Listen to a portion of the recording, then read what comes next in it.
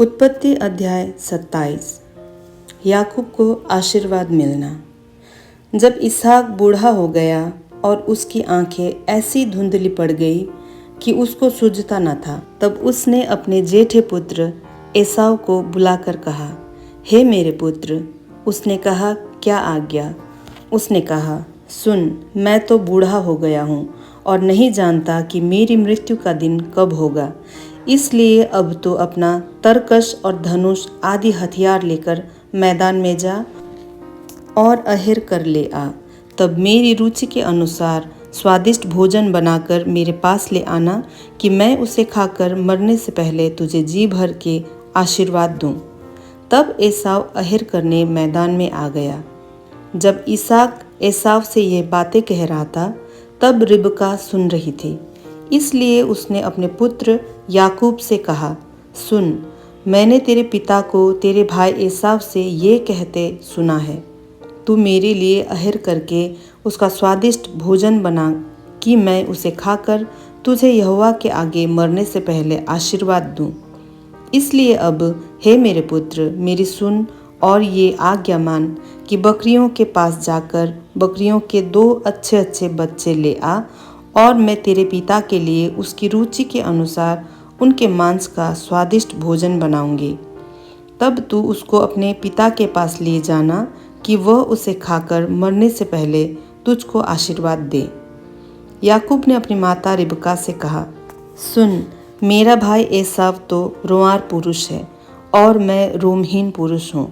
कदाचित मेरा पिता मुझे टटोलने लगे तो मैं उसकी दृष्टि में ठग ठहरूंगा और आशीष के बदले शाप ही कमाऊंगा।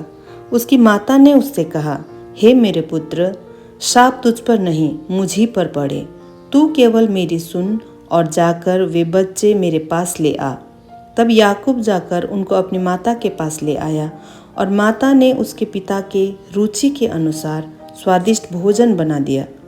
तब रिबका ने अपने पहलौठे पुत्र एसाव के सुंदर वस्त्र जो उसके पास घर में थे लेकर अपने छोटे पुत्र याकूब को पहना दिए और बकरियों के बच्चों के खालों को उसके हाथों और उसके चिकने गले में लिपटा दिया और वह स्वादिष्ट भोजन और अपनी बनाई हुई रोटी भी अपने पुत्र याकूब के हाथ में दे दी। तब वह अपने पिता के पास गया और कहा, हे मेरे पिता। उसने कहा, क्या बात है? हे मेरे पुत्र, तू कौन है? याकूब ने अपने पिता से कहा, मैं तेरा जेठा पुत्र एसाव हूँ। मैंने तेरी आज्ञा के अनुसार किया है, इसलिए उठ और बैठकर मेरे अहेर के मांस में से खा कि तू जी से मुझे आशीर्वाद दे। इसहाक ने अपने पुत्र से कहा, हे मेरे पुत्र, क्या कारण है कि वो तुझे इतनी जल्दी मिल गया? उसने ये उत्तर दिया, तेरे परमेश्वर यहोवा ने उसको मेरे सामने कर दिया। फिर इसहाक ने याकूब से कहा, हे मेरे पुत्र, निकट आ, मैं तुझे टटोल कर जानूं कि तू सचमुच मेरा पुत्र एसाव है कि नहीं। तब याकूब अपने पिता इसहाक के निकट गया और उसने उसको टटोल कर कहा, बोल तो याकूब का सा है, पर हाथ एसाव ही के से जान पड़ते हैं। और उसने उसको नहीं पहचाना, क्योंकि उसके हाथ उसके भाई के से रोंआर थे। अतः उसने उसको आशीर्वाद दिया और उसने पूछा, क्या तू सचमुच मेरा पुत्र एसाव है? उसने कहा, हाँ, मैं हूँ। तब उसने कहा, भोजन को मेरे निकट ले आ कि मैं अपने पुत्र के अहेर के मांस में से खाकर तुझे जी से आशीर्वाद दूँ। तब वो उसको उसके निकट ले आया और उसने खाया और वो उसके पास दाख मधु भी लाया और उसने पिया। तब उसके पिता इसहाक ने उससे कहा, हे मेरे पुत्र, निकट आकर मुझे चूम। उसने निकट जाकर उसको चूमा और उसने उसके वस्त्रों का सुगंध पाकर उसको ये आशीर्वाद दिया, देख, मेरे पुत्र की सुगंध जो ऐसे खेत की सी है जिस पर यहोवा ने आशीष दी हो। परमेश्वर तुझे आकाश से ओस और भूमि की उत्तम से उत्तम उपज और बहुत सा अनाज और नया दाख मधु दे। राज्य राज्य के लोग तेरे अधीन हों और देश देश के लोग तुझे दंडवत करें। तू अपने भाइयों का स्वामी हो और तेरी माता के पुत्र तुझे दंडवत करें। जो तुझे शाप दें वे आप ही शापित हों और जो तुझे आशीर्वाद दे वे आशीष पाएं। जैसे ही ये आशीर्वाद इसहाक याकूब को दे चुका और याकूब अपने पिता इसहाक के सामने से निकला ही था कि एसाव अहेर लेकर आ पहुंचा।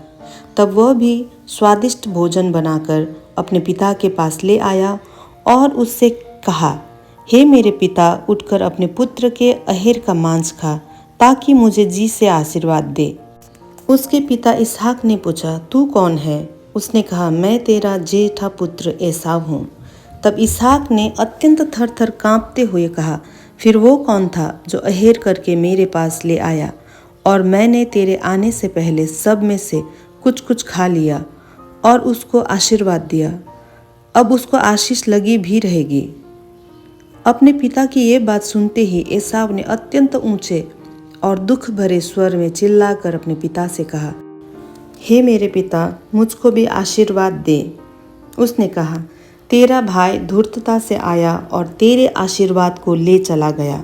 उसने कहा, क्या उसका नाम याकूब यथार्थ नहीं रखा गया? उसने मुझे 2 बार अड़ंगा मारा। मेरा पहिलौठा का अधिकार तो उसने ले ही लिया था, और अब देख, उसने मेरा आशीर्वाद भी ले लिया है। फिर उसने कहा, क्या तूने मेरे लिए कोई भी आशीर्वाद नहीं सोच रखा है? इसहाक ने एसाव को उत्तर देकर कहा, सुन, मैंने उसको तेरा स्वामी ठहराया और उसके सब भाइयों को उसके अधीन कर दिया, और अनाज और नया दाख मधु देकर उसको पुष्ट किया है। इसलिए अब हे मेरे पुत्र, मैं तेरे लिए क्या करूं? एसाव ने अपने पिता से कहा, हे मेरे पिता, क्या तेरे मन में एक ही आशीर्वाद है? हे मेरे पिता, मुझको भी आशीर्वाद दे। यूँ कहकर एसाव फूट फूट के रोया। उसके पिता इसहाक ने उससे कहा, सुन, तेरा निवास उपजाऊ भूमि से दूर हो और ऊपर से आकाश की ओस उस पर न पड़े। तू अपनी तलवार के बल से जीवित रहे और अपने भाई के अधीन तो हो, पर जब तू स्वाधीन हो जाएगा तब उसके जुए को अपने कंधे पर से तोड़ फेंके। एसाव ने याकूब से अपने पिता के दिए हुए आशीर्वाद के कारण बैर रखा और उसने सोचा, मेरे पिता के अंतकाल का दिन निकट है। फिर मैं अपने भाई याकूब को घात करूंगा। जब रिबका को उसके पहिलौठे पुत्र एसाव की ये बातें बताई गई, तब उसने अपने छोटे पुत्र याकूब को बुलाकर कहा, सुन, तेरा भाई एसाव तुझे घात करने के लिए अपने मन में धीरज रखे हुए है। इसलिए अब हे मेरे पुत्र, मेरी सुन और हारान को मेरे भाई लाबान के पास भाग जा और थोड़े दिन तक, अर्थात जब तक तेरे भाई का क्रोध न उतरे, उसके पास रहना। फिर जब तेरे भाई का क्रोध तुझ पर से उतरे और जो काम तूने उससे किया है उसको वो भूल जाए, तब मैं तुझे वहाँ से बुलवा भेजूंगी। ऐसा क्यों हो कि एक ही दिन में मुझे तुम दोनों से रहित होना पड़े। फिर रिबका ने इसहाक से कहा, हित्ती लड़कियों के कारण मैं अपने प्राण से घिन करती हूँ। इसलिए यदि ऐसी हित्ती लड़कियों में से जैसी इस देश की लड़कियां हैं, याकूब भी एक से कहीं विवाह न कर ले, तो मेरे जीवन में क्या लाभ होगा। उत्पत्ति अध्याय 27 समाप्त होती है।